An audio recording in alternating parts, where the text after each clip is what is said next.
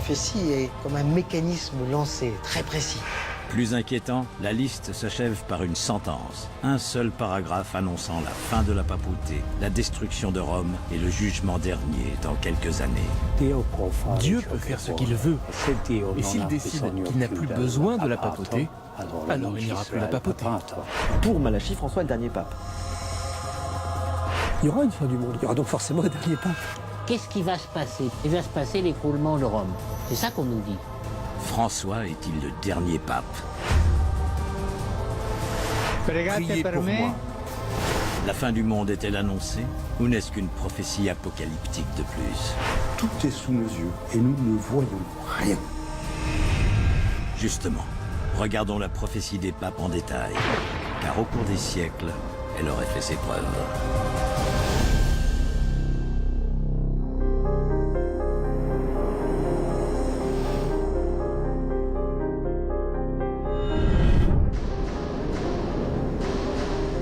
Direction la bibliothèque de Lyon, où est précieusement conservé l'ouvrage qui contient la prophétie des papes. Pourtant écrite au XIIe siècle, la prophétie des papes est publiée en 1595 comme un simple chapitre dans ce livre, Lignum Vitae. Jean-Marie Beuzelin, auteur de La surprenante prophétie de Saint Malachie, nous en révèle les secrets. Un bénédictin, Arnold de Vion, dans un livre qui s'appelle Lignum Vitae, que nous avons donc devant nous, a écrit et il y a inséré la prophétie attribuée à Saint Malachie. C'est un texte en fait qui a été découvert entre guillemets à la fin du XVIe siècle, exactement en 1590, par un moine bénédictin qui s'appelle Arnold de Vion, de Venise, et qui dit avoir découvert par un coup de chance extraordinaire ce texte prophétique qui aurait été écrit au XIIe siècle par Malachie. La prophétie proprement dite, c'est la colonne de gauche. Une succession de devises très courtes en latin. À droite, les annotations d'Arnold de Vion et d'autres bénédictins qui ont étudié le texte avec lui. Cette prophétie de Saint Malachie contenait en fait la liste des 111 papes plus un envoi. 111 devises censées caractériser tous les papes depuis Célestin II jusqu'au dernier de la liste, Benoît XVI. Après lui, le texte connaît une rupture, une 112e prédiction, plus longue et plus explicite. Le mystère, c'est que la sentence 111e est succédée par une sorte de prophétie. La seule prophétie réelle de la prophétie de Saint Malachie, c'est la 112e. Benoît XVI étant le 111e de la liste, seul le dernier paragraphe de la prophétie des papes doit encore s'accomplir. Et les événements qu'il annonce font froid dans le dos. Dans la dernière persécution de la Sainte Église romaine, siégera Pierre le Romain qui fera paître ses brebis à travers de nombreuses tribulations. Celle-ci terminée, la cité aux 7 collines sera détruite et le juge redoutable jugera son peuple. La fin. Le dernier texte de la prophétie de Saint Malachie annonce 3 choses. La première, c'est que le dernier pape s'appellera Pierre de Rome, Pierre le Romain, que l'Église va subir une extrême persécution, deuxième chose. Et en troisième, c'est que Rome va être détruite. L'Apocalypse, la fin de la papauté et le jugement dernier. Si on prend le dernier paragraphe de la prophétie de Malachie au pied de la lettre, les événements qui se préparent sont terribles. Ça, c'est la fin du monde.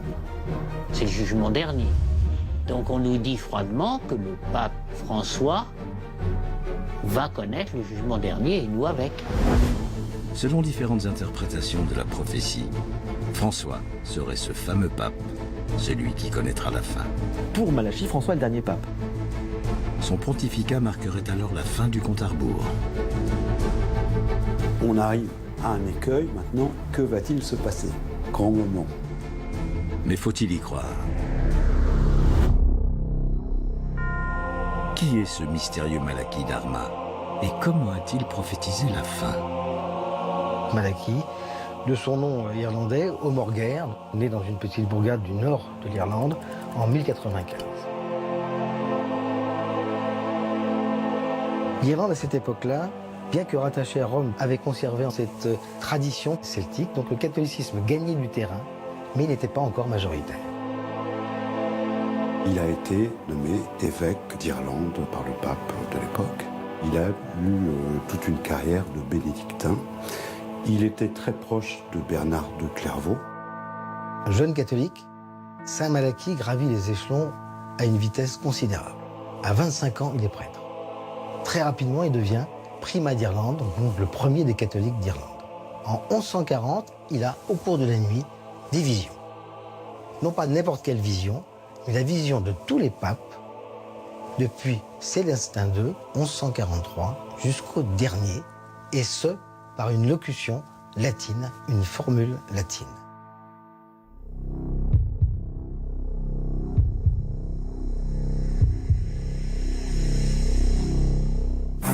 Alors pourquoi s'intéresser à un texte obscur qui aurait été écrit par ce moine irlandais du XIIe siècle? En d'autres termes, peut-on faire confiance à Saint Malachie? Saint Malachie, on le dit, ses contemporains le rapportent avec quelques dons de prophétie. Mais dans ces papiers, on n'a jamais retrouvé trace de prophétie.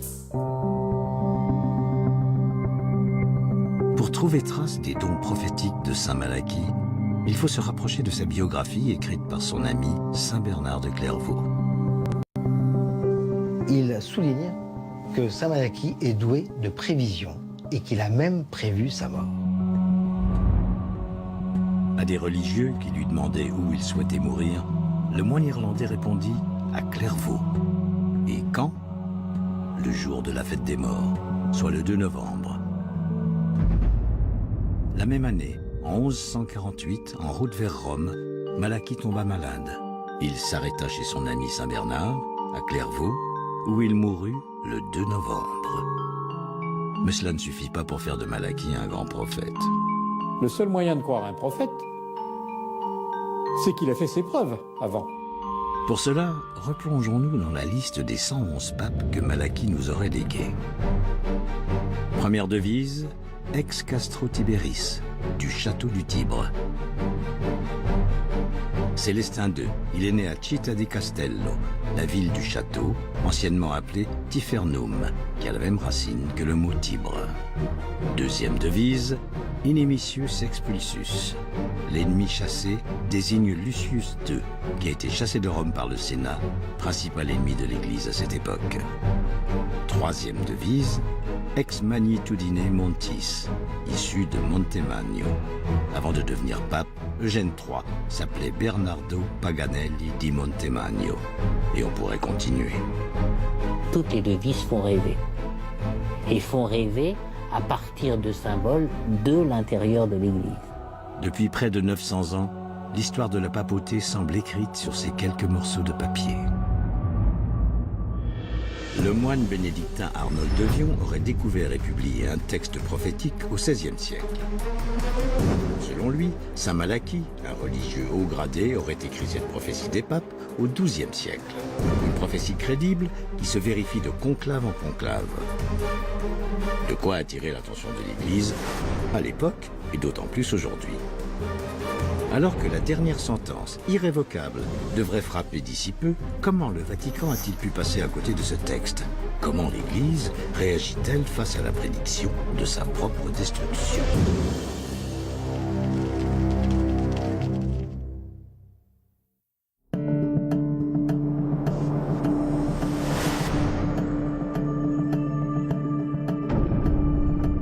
La prophétie des papes est sur toutes les lèvres. Ça fait parler la prophétie de Malachie, c'est fascinant ça. Annonciatrice de bouleversements majeurs, elle arrive désormais à son terme. Mais c'est presque un miracle que le texte soit arrivé jusqu'à nous. Si vraiment cette prophétie devait gêner l'Église, ou si elle ne souhaitait pas, je pense qu'elle aurait fait depuis 1595 quand même, largement, le balayage de ces textes qui auraient peut-être disparu et qui ne nous auraient pas été transmis, comme aujourd'hui, à la bibliothèque de Lyon. Car l'Église n'a jamais vu d'un bon œil tout ce qui ressemblait de près ou de loin à une prophétie. L'Église catholique est toujours très proche des textes qui sont publiés sur elle. A fortiori, si on y insère, si on y convoque un saint canonisé. À l'époque de la prophétie des papes, c'est la grande époque de l'index, de tout ce qui est prophétie, et même Nostradamus a été quelque peu inquiété. En quelque sorte, le rejet des prophéties est inscrit dans l'ADN de la chrétienté. La prophétie est quelque chose de courant dans l'Ancien Testament, c'est-à-dire qu'on ne fonctionne que par prophétie. Et cela jusqu'au Christ qui, pour les chrétiens, est considéré comme le dernier, finalement, des grands prophètes. Et c'est pour ça que dans toute l'histoire du catholicisme officiel, il n'y a pas eu de prophétie reconnue comme telle. Donc on a très peu de prophéties. On a des prophéties un peu marginales. Celle de Nostradamus, par exemple, elle n'est pas reconnue par l'Église. C'est quelque chose qui est plus ésotérique. On est dans des traditions parallèles.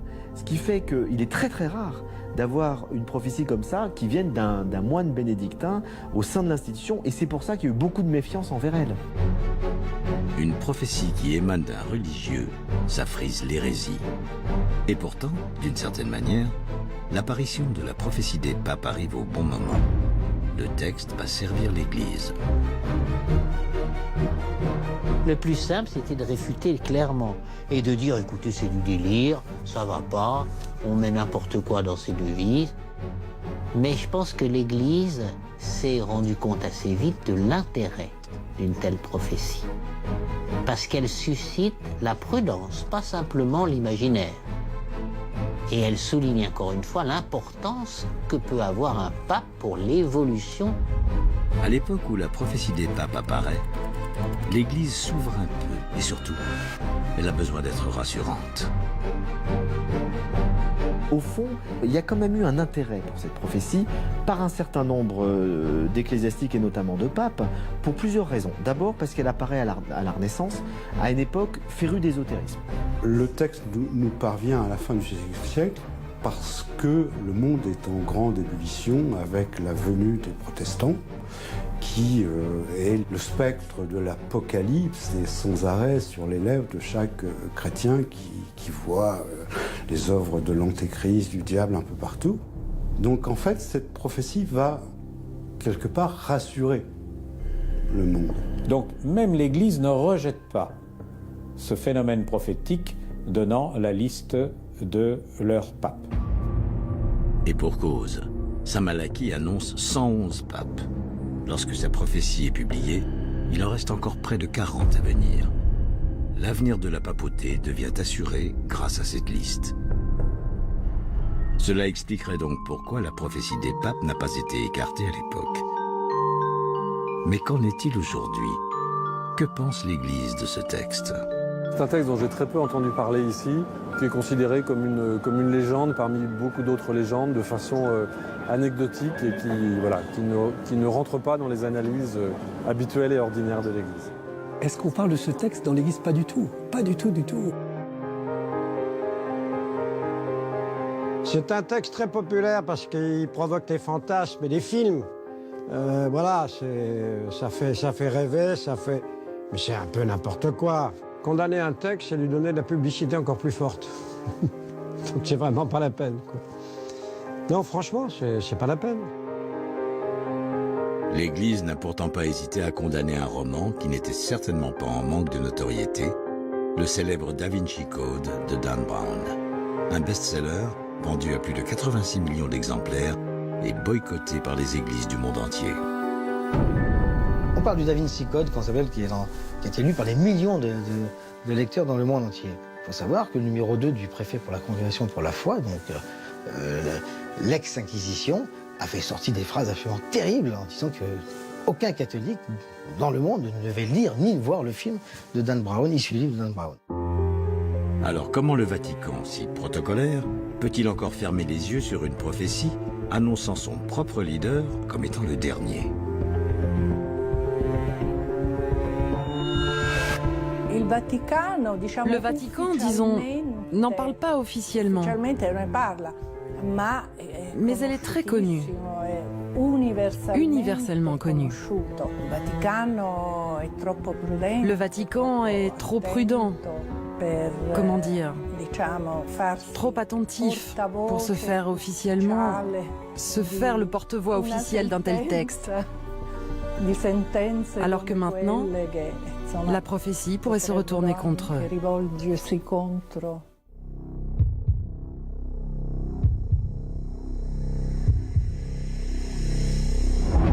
Bien que le Vatican s'en défende, de nombreux dignitaires de Rome, y compris des papes, auraient tenu compte du texte de Malachie.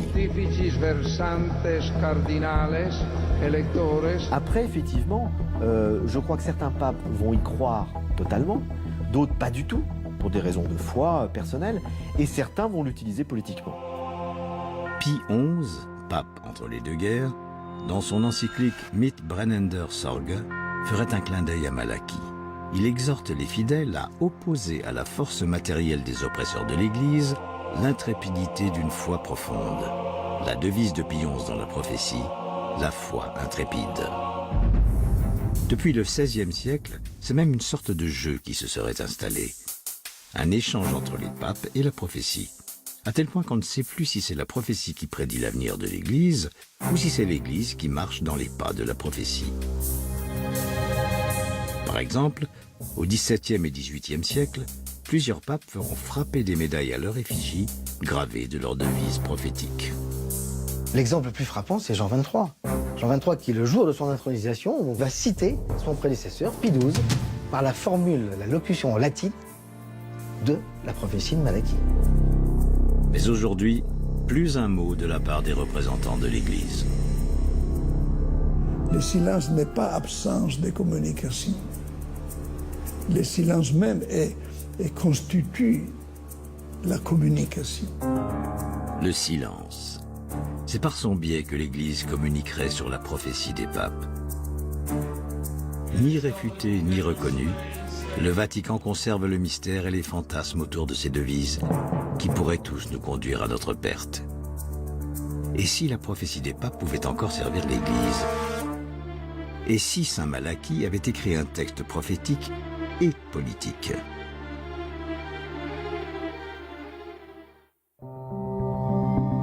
Car si la prophétie est publiée en 1595, elle surgit dans les couloirs du Vatican 5 ans plus tôt, juste avant le conclave de 1590, qui fera pape Grégoire XIV, et ce n'est sans doute pas un hasard. Je pense qu'au départ, c'est un texte politique, puisqu'il est prophétique et politique, puisqu'il cherche à influencer un conclave. Donc là, on est devant vraiment quelque chose de très politique. Le moine en question, il faisait ça pour faciliter l'élection de tel pape ou tel autre, pour que ça corresponde mieux à la devise. Ça a presque un côté politicard. Je pense qu'il existe certainement, au sein de l'Église catholique apostolique romaine, un ordre suffisamment puissant pour imposer aux différents conclaves la réalisation de cette prophétie. Pourtant, le conclave auquel assistent les cardinaux votants est extrêmement contrôlé, réglé à la perfection, et ce, depuis des siècles. De nos jours, dès l'entrée des cardinaux dans la chapelle Sixtine, les réseaux téléphoniques et Internet sont brouillés, les volets sont fermés. En principe, les archevêques sont totalement maîtres de leur choix. Le cardinal archevêque de Lyon, votant aux 2 derniers conclaves, nous en livre les secrets. C'est dans le premier vote qu'on voit comment les voix se répartissent. Beaucoup changent d'avis jusqu'au dernier moment. Quand est-ce qu'il fait son choix? Quand il prend ce petit bulletin de vote et qu'il écrit dessus le nom de celui qu'il a choisi. On avance dans la chapelle Sixtine en tenant son bulletin de vote comme ça. On dit une prière, très belle prière, qui pourrait être valable pour toute élection. D'ailleurs, je prends à témoin Jésus, qui me jugera au dernier jour, que celui dont j'ai écrit le nom, c'est celui que, selon Dieu, je juge le plus apte pour remplir cette fonction. Ce qui veut dire, j'ai pas voté pour un copain, j'ai pas voté pour quelqu'un qui me plaît. J'ai voté pour, je sais quelle est la fonction du successeur de Pierre et du pape, et parmi nous, celui qui me semble le plus adapté à cette fonction, c'est lui. Voilà pourquoi j'ai écrit son nom. C'est juste avant le conclave que les règles sont beaucoup moins strictes. Avant de procéder au vote, les cardinaux sont réunis afin d'avoir tout le loisir de discuter, négocier. Et on discute de tout ce qu'on veut. Chacun prend la parole, dit son opinion sur la situation actuelle de l'Église, pose des questions, donne des accents, des points d'attention, etc. Personne n'est obligé de parler, quelqu'un peut parler 1 fois, 2 fois, 3 fois, enfin bon, il y a une assez grande liberté. Un seul ou plusieurs cardinaux pourraient donc influencer le conclave. Difficile à confirmer, mais bel et bien possible.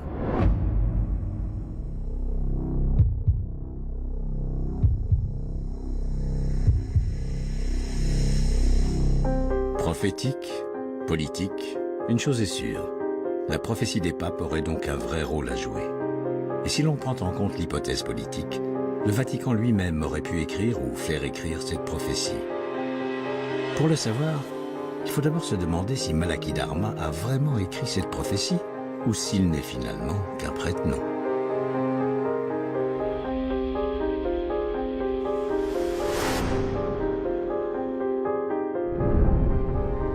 D'abord, la prophétie des papes n'a été découverte que 450 ans après son écriture officielle.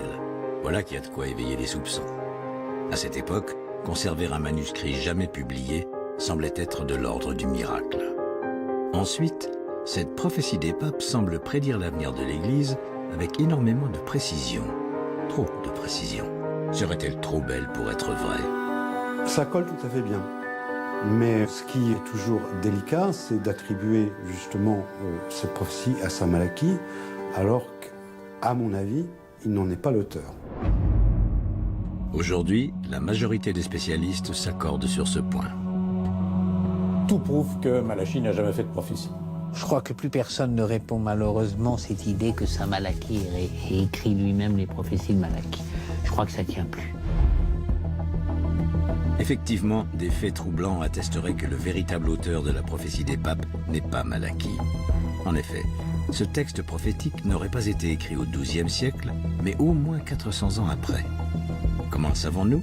Parce que le véritable auteur de la prophétie des papes était un copieur. L'auteur de la prophétie est fatalement quelqu'un qui a travaillé après l'édition particulière d'un ouvrage sur les papes qui s'appelait Onofrio Panvigno et qu'il a publié en 1557. Un historien italien, Onofrio Panvigno, publie en 1557 un livre intitulé « Brève histoire des souverains pontifes » dans lequel il écrit une fiche biographique de chaque pape. Mais dans son ouvrage, l'historien commet des erreurs. L'auteur fabricant de cette prophétie reprend les mêmes erreurs.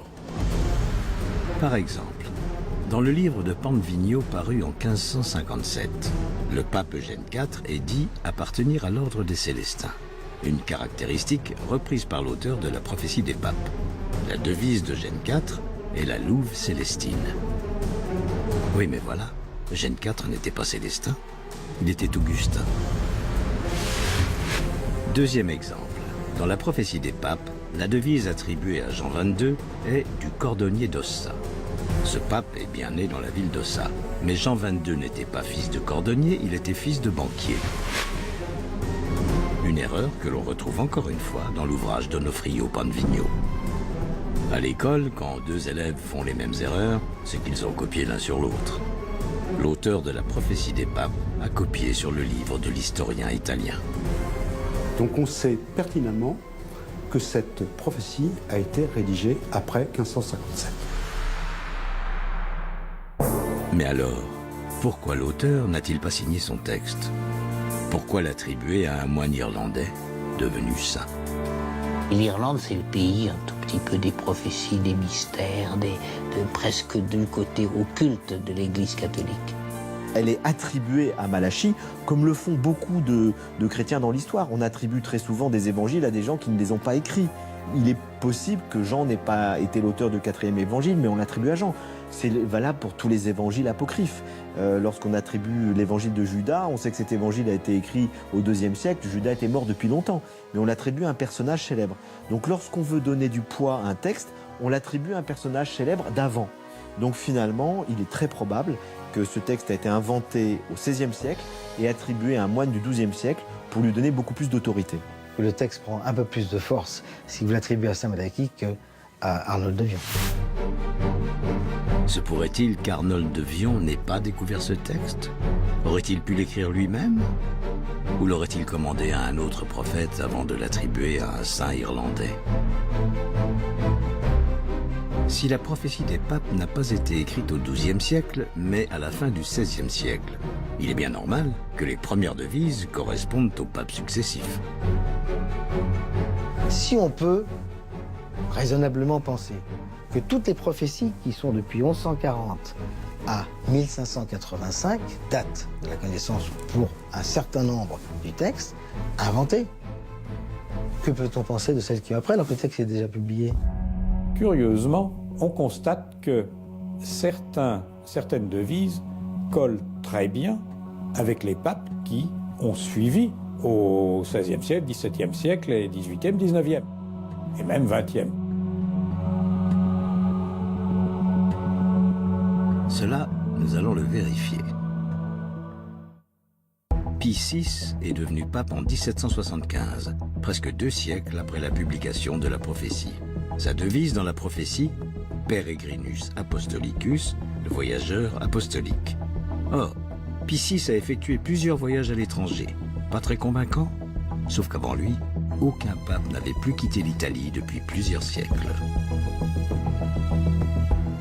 Innocent X a été élu pape en 1644, le 14 septembre, le jour de l'exaltation de la croix. Sa devise, Iucunditas Crucis, la joie de la croix. 100e devise, De Balneis Etruriae, de Balne en Étrurie, désigne Grégoire XVI, qui appartenait à l'ordre des Camaldules, fondé par saint Romuald en Étrurie. Ursus Velox, l'ours véloce, désigne Clément XIV. Sa famille paternelle avait pour symbole un ours en pleine course. Et plus près de nous, la prophétie des papes semble toujours aussi puissante. Par exemple, il y a une devise qui dit de la religion dépeuplée. Et ça correspond à la guerre de 14-18, vous vous rendez compte? Ça, c'est fascinant. Religio Depopulata est la devise attribuée à Benoît XV, pape de 1914 à 1922. En 1914, la Première Guerre mondiale éclate. Elle fera des millions de morts dans toute l'Europe chrétienne. 1922 est l'année de publication du recensement des victimes de la Grande Guerre, officialisant la Religio Depopulata. Dernier exemple, encore plus récent, Jean-Paul Ier, annoncé dans la prophétie des papes par la devise De Mediate Lunae, de la moitié de la lune. Son règne, qui est très court, 33 jours, et dont la 7e lune, la lune du milieu, c'est une année de 13 lunes. En astrologie, l'année 1978 comprenait 13 lunes. Et c'est à la moitié de cette année astrologique que Jean-Paul Ier est décédé, ce qui ferait de lui Mediate Lunae. Encore une devise particulièrement troublante, et cette fois avec un argument astrologique. Cela pourrait bien ouvrir une piste pour identifier le véritable auteur de ce texte si obscur.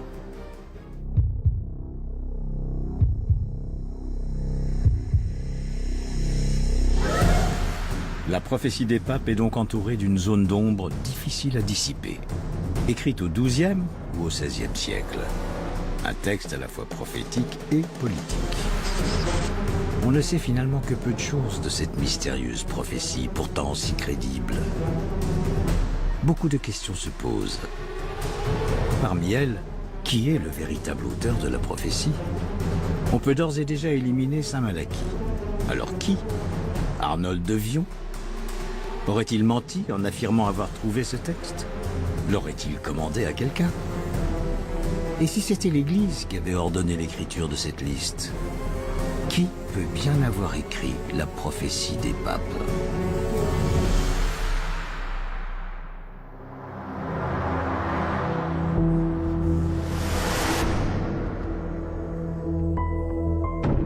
Une théorie concernant l'auteur de la prophétie des papes sort du lot.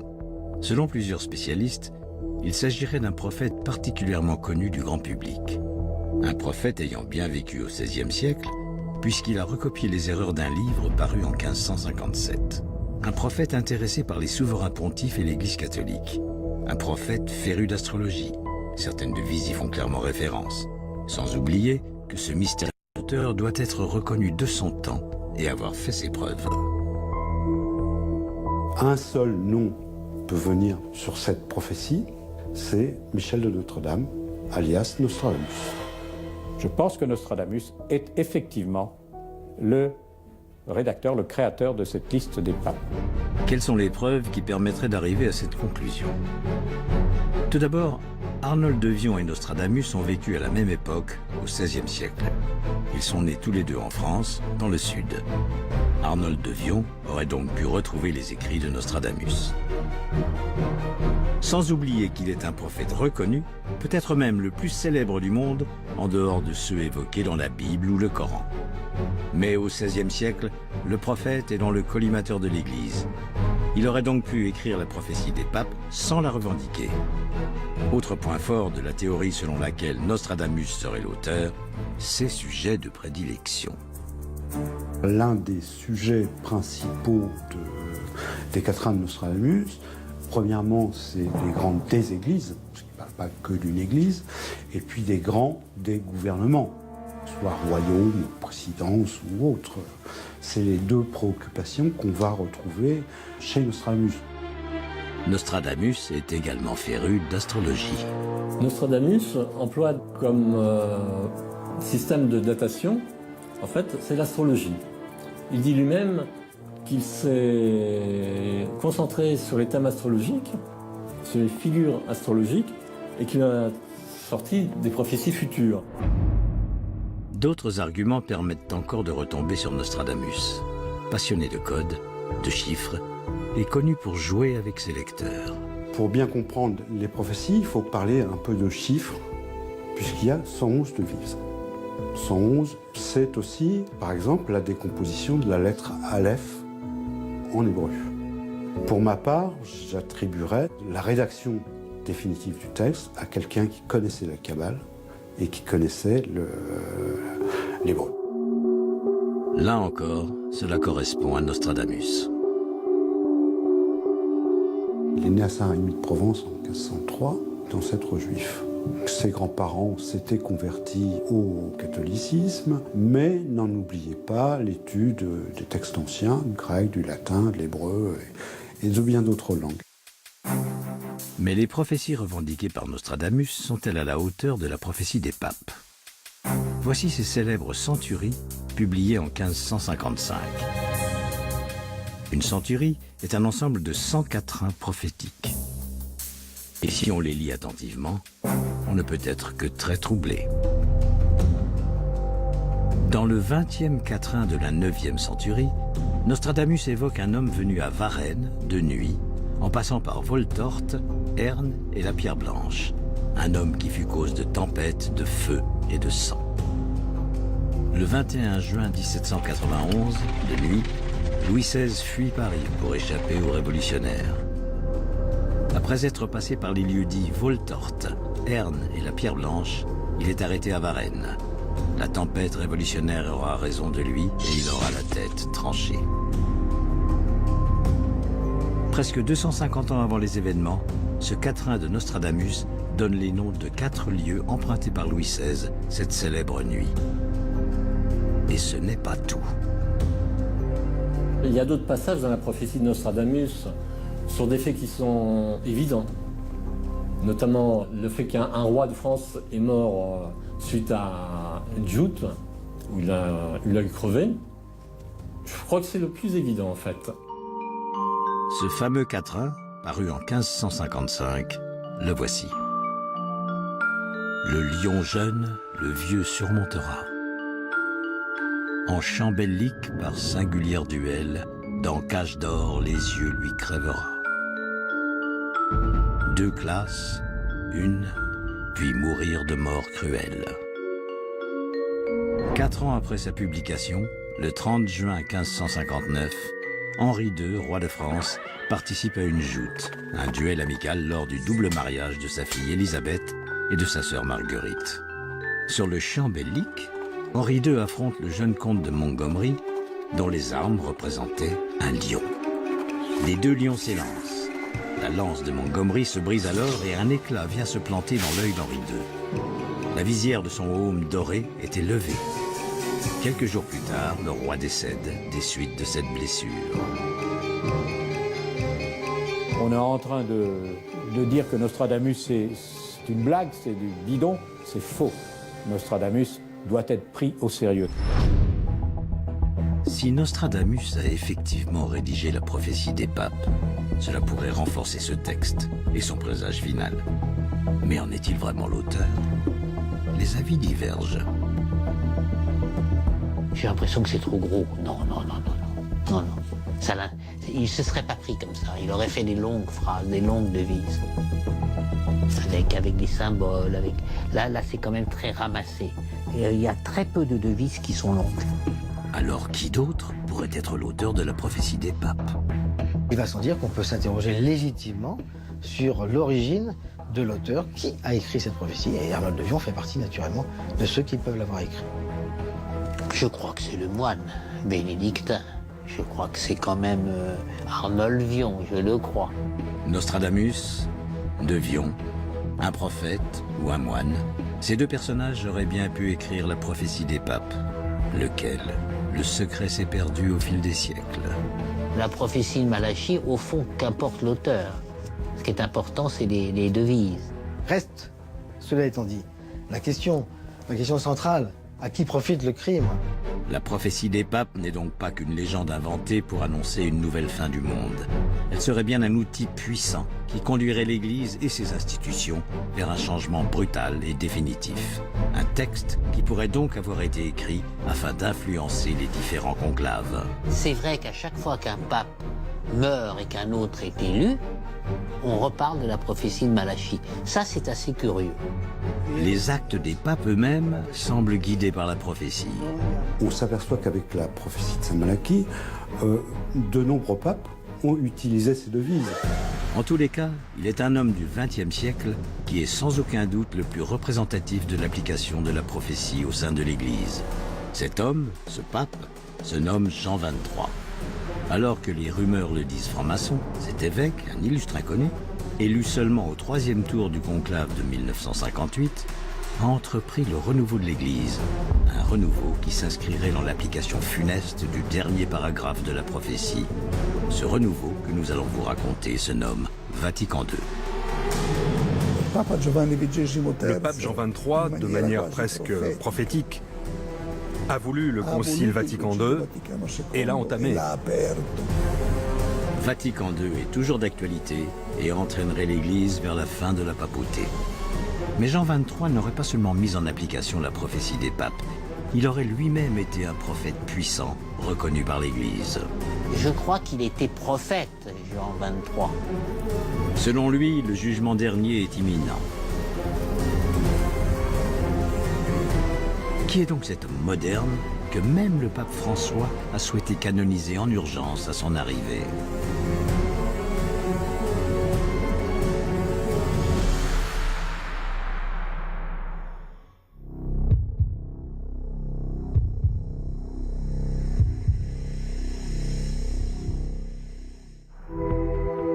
Angelo Roncalli, futur Jean XXIII, aurait lui aussi prédit le jugement dernier. C'est ce que prétend Pierre Carpi, un célèbre écrivain contemporain italien, dans un livre publié en 1976, Les prophéties de Jean XXIII. En plus d'avoir utilisé une devise de la prophétie des papes, Jean XXIII aurait donc lui-même eu des visions. Je crois qu'il était prophète, Jean XXIII. Jean XXIII, c'était l'homme de la bonté. Et un homme prophétique, je disais il y a quelques instants. Dans ses prophéties, il aborde de nombreux thèmes comme le communisme, le nazisme et notamment la papauté. À l'instar de la prophétie des papes, Jean XXIII, de sa devise « Le pasteur et le notonnier », a lui-même prédit plusieurs pontificats. 8e prophétie écrite en 1935. Ici, Angelo Roncalli annonce donc un pape. Et parmi les détails qu'il donne, certains sont particulièrement explicites. Il sera élu dans une période où l'Italie est marquée par le sang. Rome en des jours de sang. Ce pape aura aussi un lien privilégié avec les jeunes catholiques. Ce seront les jeunes qui t'acclameront.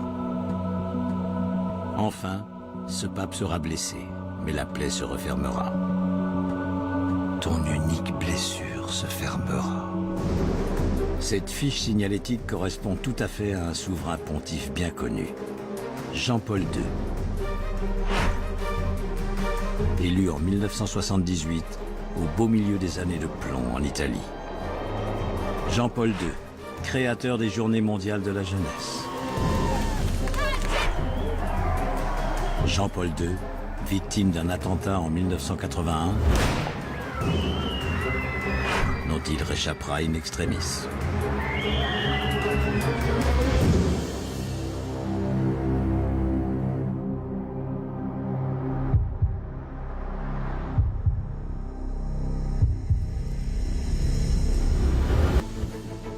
Jean XXIII a donc annoncé le pape Jean-Paul II 43 ans avant son arrivée. Une question de crédibilité se pose sur ces prophéties. Mais alors, que penser de la 28e prophétie de Jean XXIII? L'Apocalypse avec des heures très sombres pour l'Italie et l'Europe tout entière. Jean XXIII y annonce la 3e Italie. Une expression qui peut paraître anodine, mais qui est en fait lourde de sens.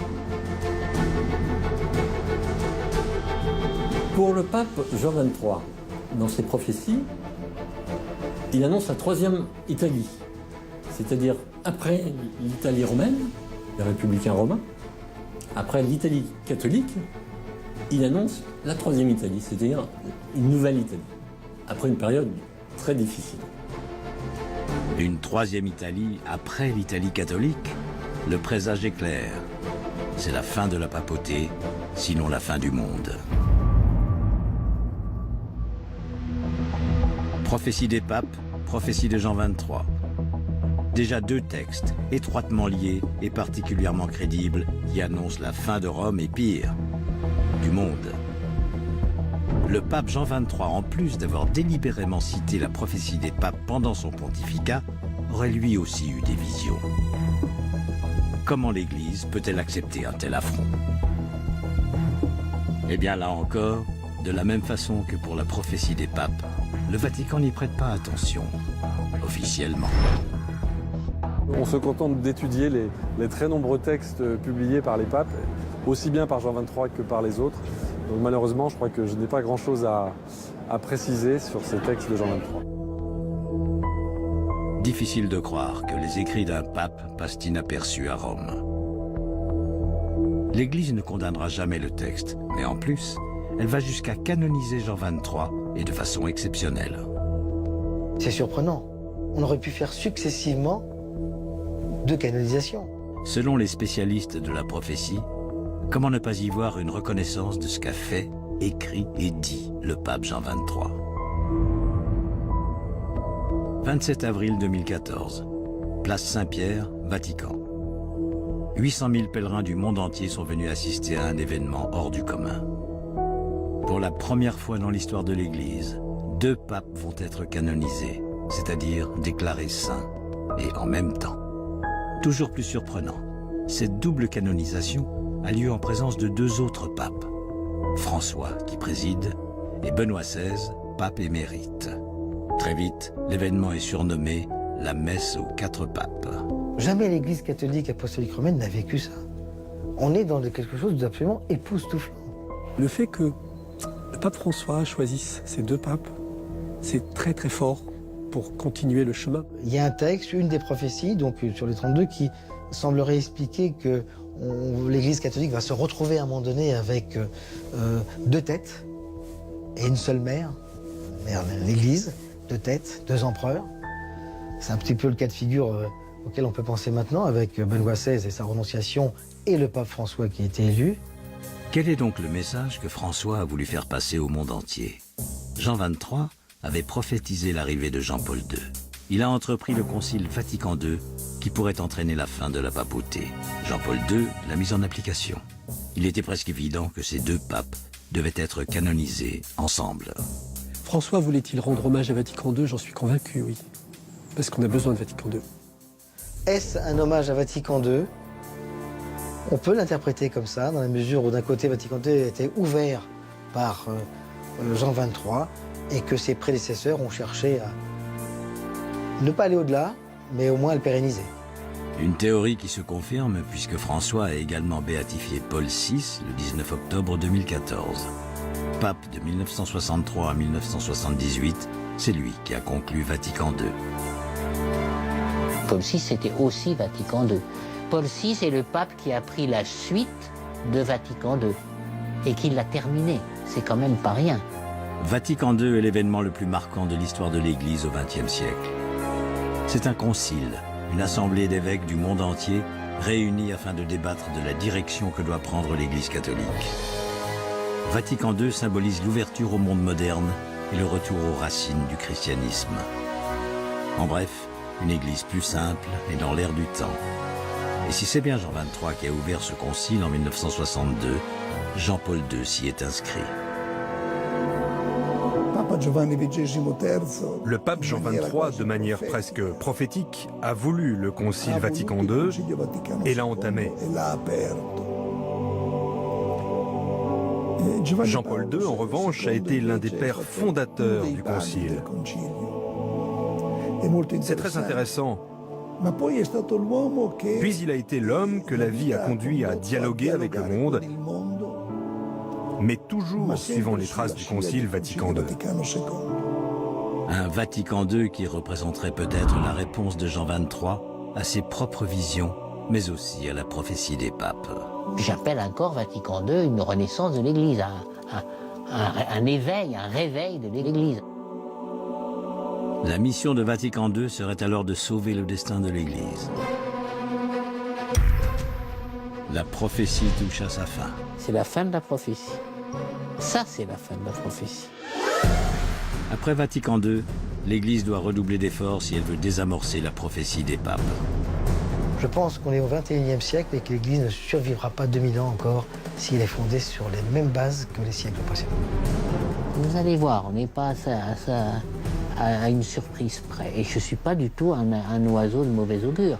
Les gens le savent très bien. Ils savent très bien qu'il y a eu des dérives terribles. Et François, le dernier pape, pourrait bien être l'élu. Depuis son élection, le souverain pontife accumulerait les références à la prophétie des papes. Même le pape François le dit. Il dit qu'il faut revenez aux valeurs essentielles. Et il le dit parce qu'il sait très bien que tout s'écroule. Il le sent, il le voit. Il suffit d'écouter ses premiers mots, de lever le mystère sur ses premiers actes pour comprendre que la prophétie des papes est bien présente au Vatican. La surprise, effectivement, c'était de se rendre donc, sur le tombeau du pape Sixte V. Pour quelle raison? Sixte V, le seul pape grâce à qui nous pouvons dater la fin de la prophétie. Et Benoît XVI aurait lui aussi précipité le destin de François. La prophétie est comme un mécanisme lancé, très précis. Le pape émérite aurait enclenché le compte à rebours final en toute connaissance de cause.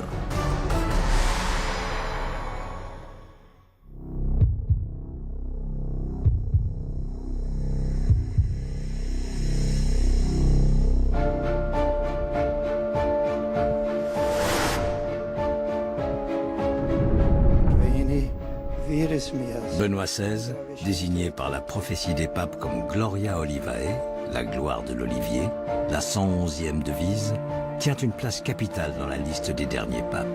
Car après lui, plus de devises. Il ne reste que l'envoi final, le dernier paragraphe apocalyptique de la prophétie. Dans la dernière persécution de la Sainte Église romaine siégera Pierre le Romain qui fera paître ses brebis à travers de nombreuses tribulations. Celle-ci terminée, la cité aux 7 collines sera détruite et le juge redoutable jugera son peuple. La fin. Le paragraphe annonçant ce Petrus Romanus est différent des 111 devises. La structure même du texte connaît une rupture. Et comme pour coller à la prophétie, Benoît XVI a créé cette rupture. 11 février 2013, coup de tonnerre au Vatican. Le pape annonce aux fidèles qu'il renonce à sa fonction.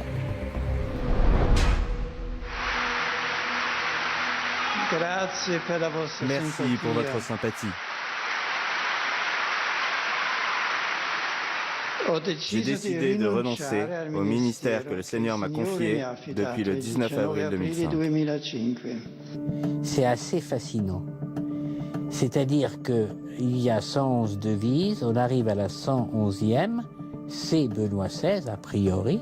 Et voilà ce brave Benoît XVI qui renonce. Ce serait la 108e, ça m'impressionnerait moins.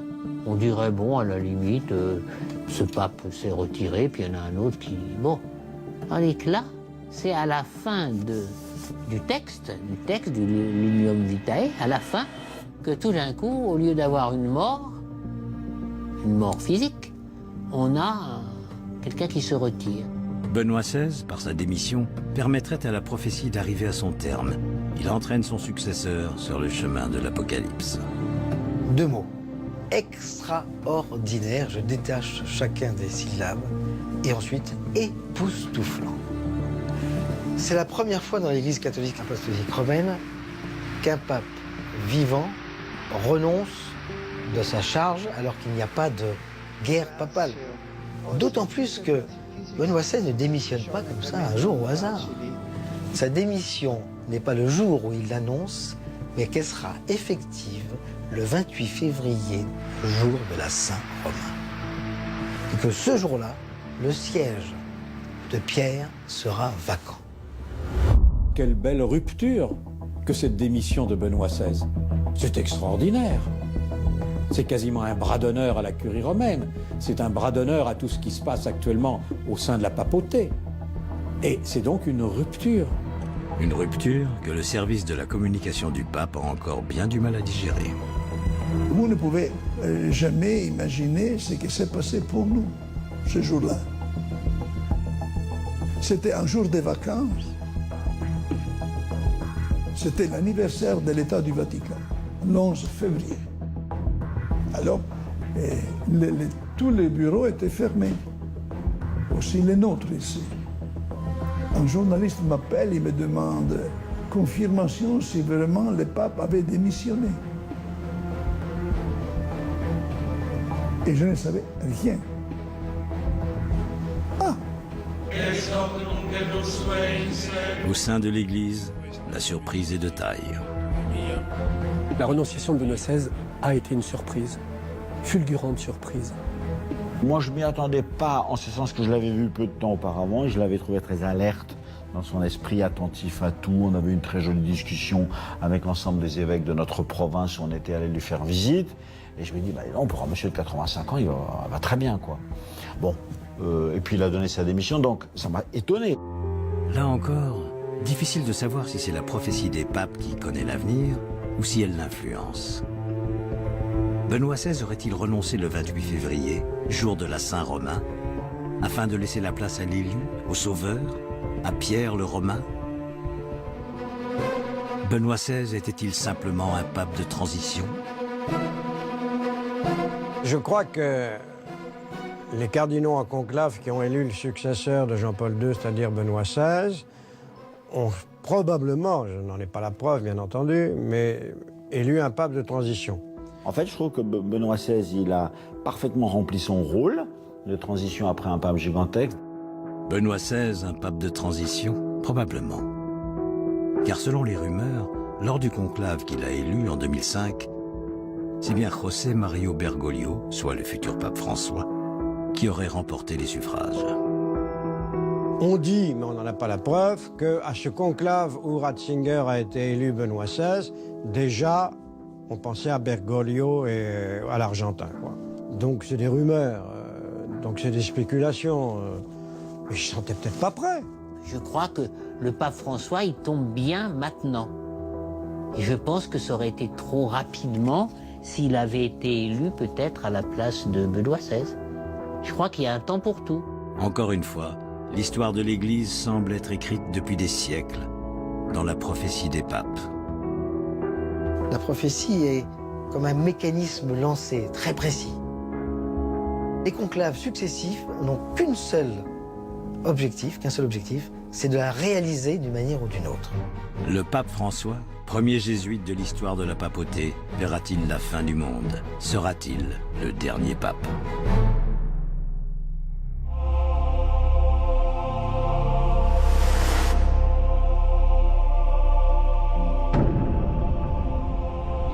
Mardi 12 mars 2013, les cardinaux entrent en conclave. Leur mission, élire un nouveau pape. Dans la prophétie, ce souverain pontife sera le premier à ne pas avoir de devise. Selon ce texte, l'Église fait donc un grand saut dans l'inconnu. Après 2 jours et autant de fumée noire, ça y est. Une fumée blanche annonce au monde entier que l'Église a à sa tête un nouveau pape. Habemus Papa.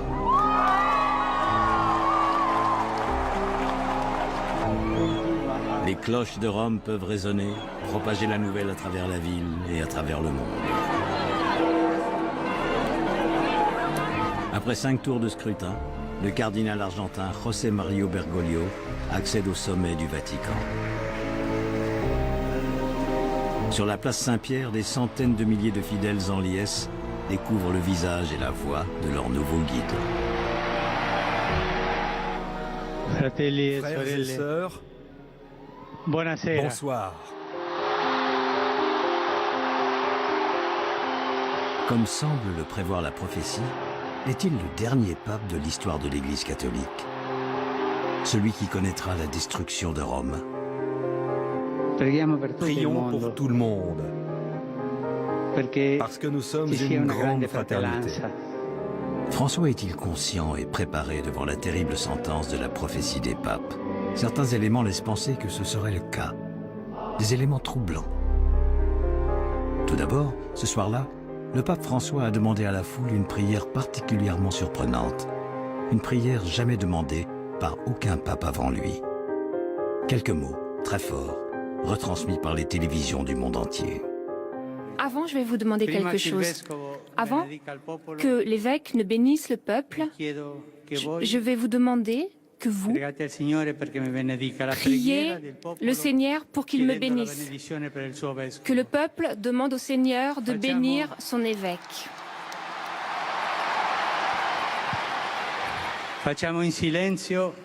Taisons-nous un instant. Faisons cette prière en silence avec moi. Une demande qu'il a également formulée sur Twitter.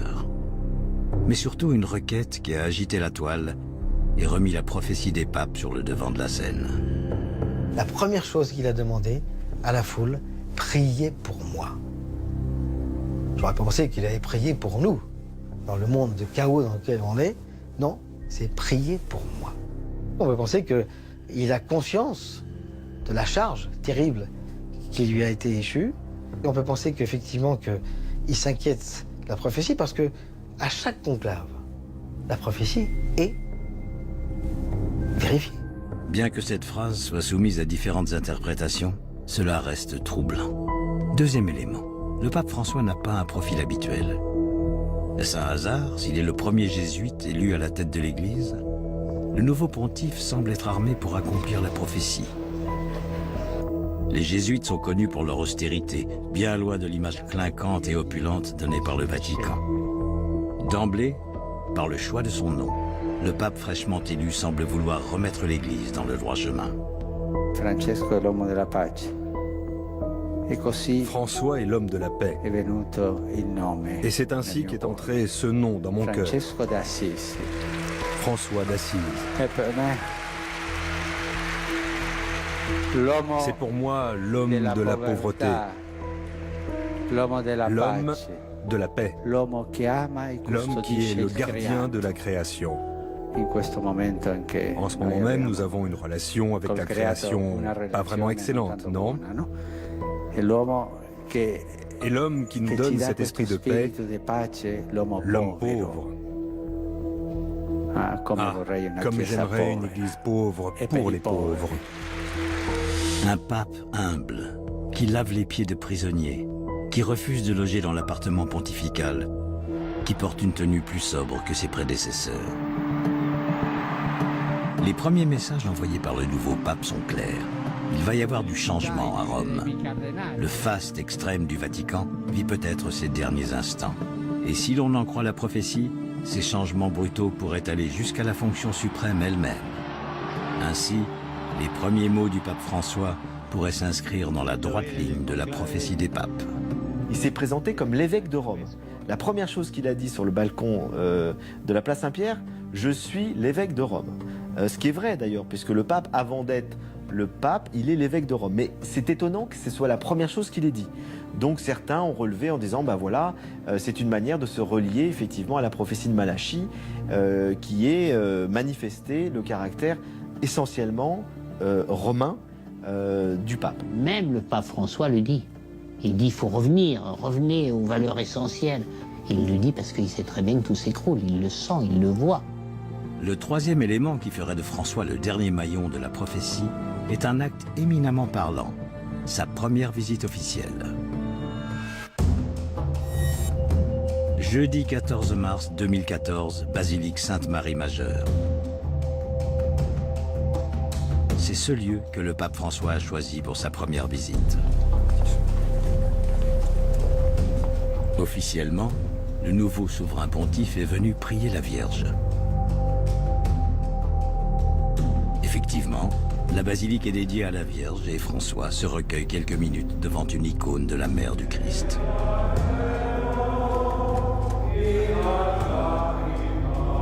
Mais encore une fois, l'occupant du trône de Saint-Pierre semble adresser un clin d'œil à la prophétie des papes. Car après avoir prié la Vierge, c'est dans une autre chapelle de la basilique qu'il se dirige. Le pape François s'agenouille alors ici, face à un mystérieux tombeau. Alors la surprise, effectivement, c'était de se rendre donc sur le tombeau du pape Sixte V. Le pape, qui permet de dater la prophétie, repose là, juste devant François. La devise attribuée à Sixte V est Axis in medietate signi, l'axe au milieu du signe. Le mot signe désignant souvent une prophétie, le pontificat de Sixte V se situe à mi-chemin de la prophétie des papes. C'est donc grâce à lui qu'il est possible de dater la fin. Alors, pourquoi venir ici et dès sa première visite? François saurait-il que la prophétie doit bientôt prendre fin? Prierait-il pour sauver la papauté? Pour sauver Rome? Pour accomplir la prophétie? François serait-il vraiment le dernier pape?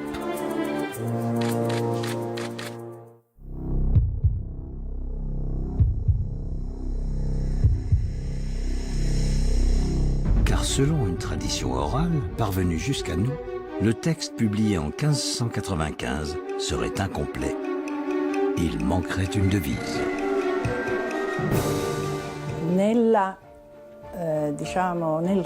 Il n'y a pas que le texte de la prophétie des papes qui soit arrivé jusqu'à nous. Au travers des siècles, une tradition orale dit qu'il y a une devise supplémentaire. Selon cette transmission orale, Saint Malachie, de retour à Rome, et suivant sa vision et son inspiration, a ajouté un dernier pape, que le texte appelle Caput Nigrum. Ça, c'est ce qui est arrivé jusqu'à nous. Une tradition écrite et une tradition orale qui ajoute un pape appelé Caput Nigrum. Caput Nigrum, la tête noire. Selon cette tradition orale, la devise Caput Nigrum prenait place entre Gloria Olivae, soit Benoît XVI, et l'envoi final du texte. Dans ce cas, François serait ce fameux Caput Nigrum. Un pape noir qu'évoque aussi Nostradamus dans ses célèbres centuries.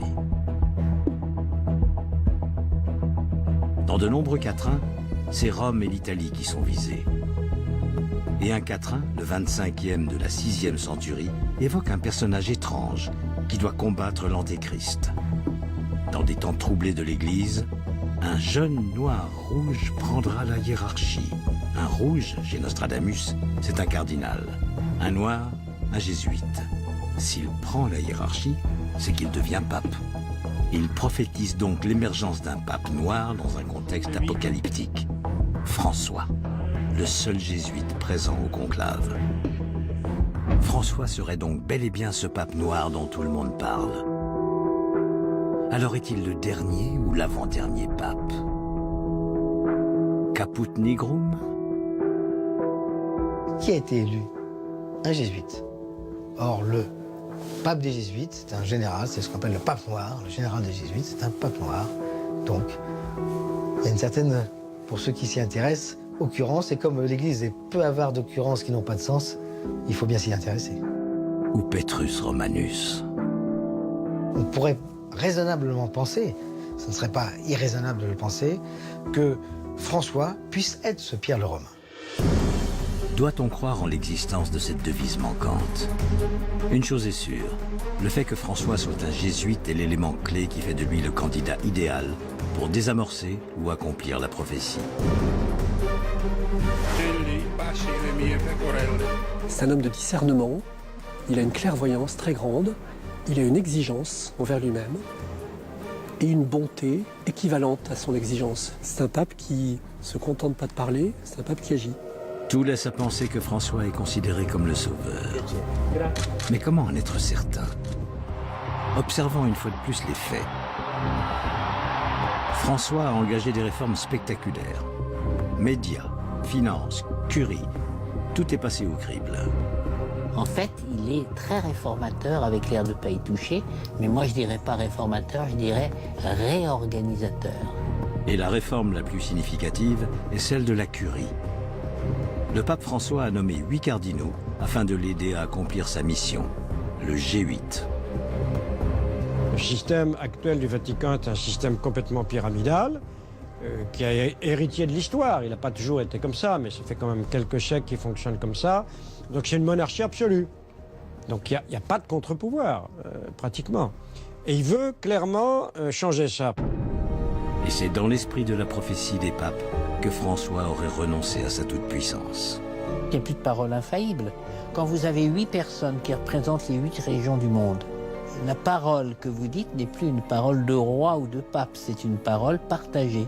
C'est l'arrivée d'une certaine presque démocratie à l'intérieur du Vatican. Ça, c'est la fin du Vatican.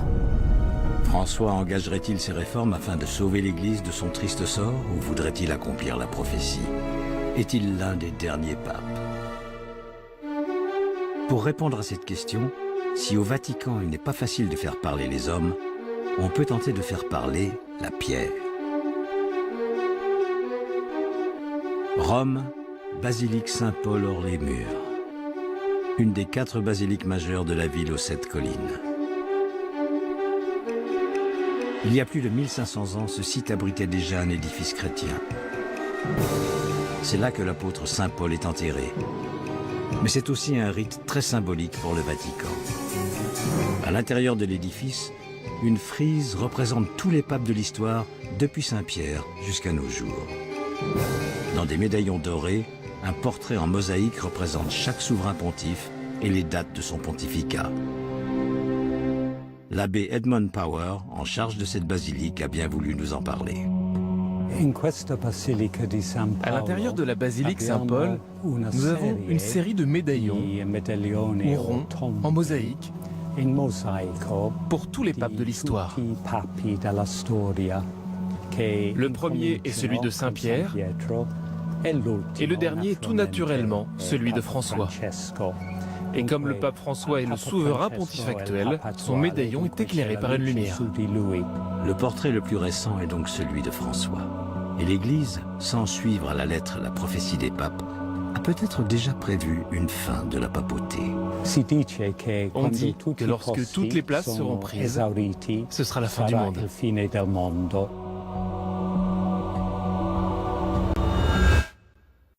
Benoît XVI, François, le Vatican et la ville de Rome.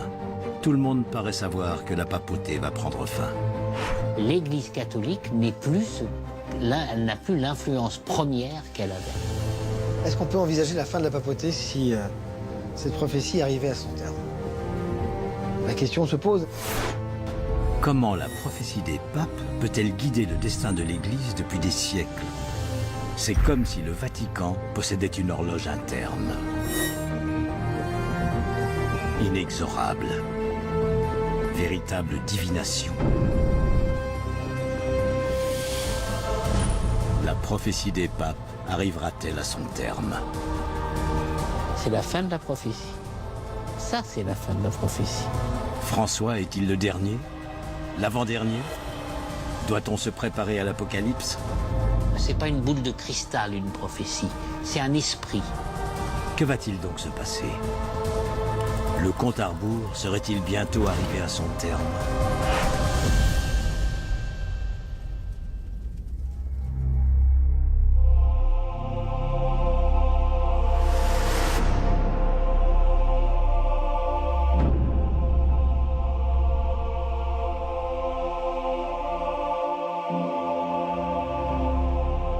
La prophétie des papes est un texte aride, une succession de petites sentences.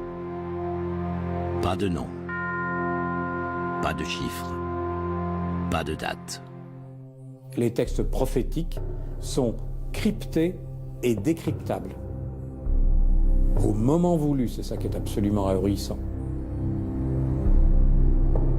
Et la prophétie des papes semble ne pas échapper à cette règle. C'est l'avis de plusieurs spécialistes. Il y a un passage dans la prophétie de Saint Malachie qui signe en fin de compte le milieu de la prophétie. Ce passage, c'est la devise Axis in medietate signi, l'axe au milieu du signe, attribué à Sixte V. La première devise de la prophétie des papes correspond à Célestin II, élu en 1143. Sixte V accède au trône de Saint-Pierre en 1585, soit 442 ans après. S'il marque le milieu de la prophétie, celle-ci doit prendre fin 442 ans plus tard, en 2027.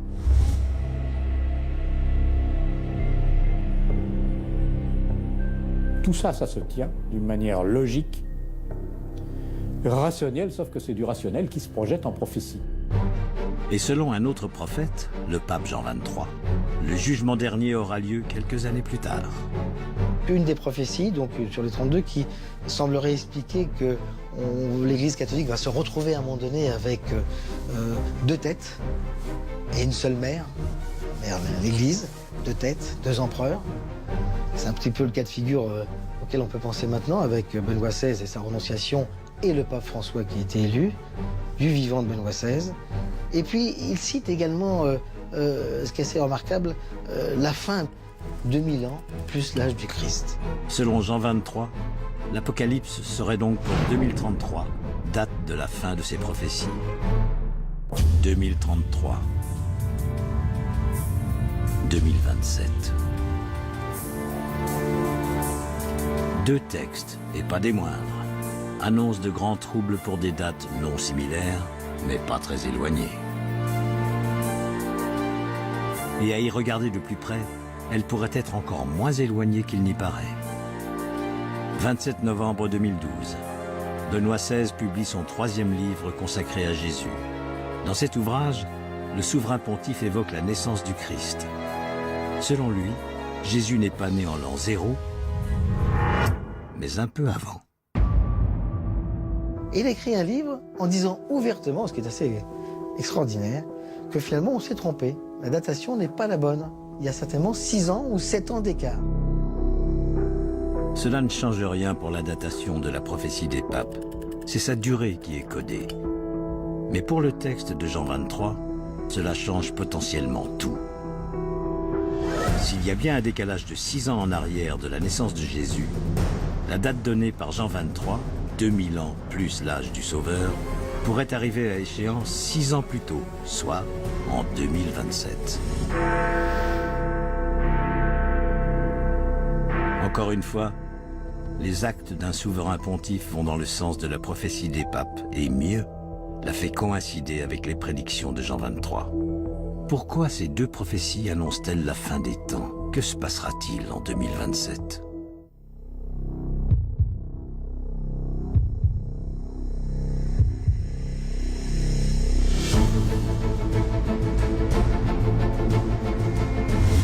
La prophétie des papes et Jean XXIII annonce le jugement dernier. L'Apocalypse, la fin de Rome. Mais doit-on vraiment prendre cette menace au sérieux? Naturellement, là nous sommes confrontés à un problème d'interprétation. De toute façon, on est à la fin. Maintenant, que veut dire l'Apocalypse et que veut dire l'écroulement de Rome? Ça, c'est un mystère. Première hypothèse, la fin de la papauté. La prophétie de Malachie, elle dit que la papauté peut se terminer. Ça, je le crois. Dans ce cas, le plus probable serait que le pape redevienne un simple évêque de Rome. Vous savez que le devoir du conclave est de donner un évêque à Rome. Car au départ, celui qui occupait le trône de Saint-Pierre n'était que l'évêque de Rome. Et les chrétiens étaient unis. Peut-être que le principal obstacle à l'œcuménisme, c'est le pape. Et si la prophétie des papes ne prédisait que la fin de la toute-puissance de Rome sur l'Église?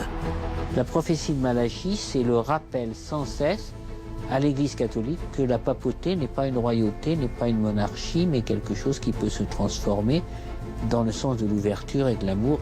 Et si Petrus Romanus, Pierre de Rome, était la pierre sur laquelle une nouvelle église sera bâtie? Le prochain pape, en fait, qui est nommé dans la prophétie de Saint Malachie, Petrus Romanus, Pierre le Romain, en fait, son œuvre principale, ça sera certainement de réconcilier les églises.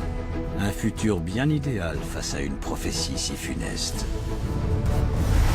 Deuxième hypothèse, l'Apocalypse. Une catastrophe de ce genre, au sein de l'humanité ou au sein tout simplement de l'Église catholique, c'est le prochain pape qui va le vivre. On ne peut occulter l'inquiétante conjonction des dates annoncées de cette catastrophe. 2027, la fin, selon la prophétie des papes. 2027, le jugement dernier. Et si les deux hypothèses étaient exactes?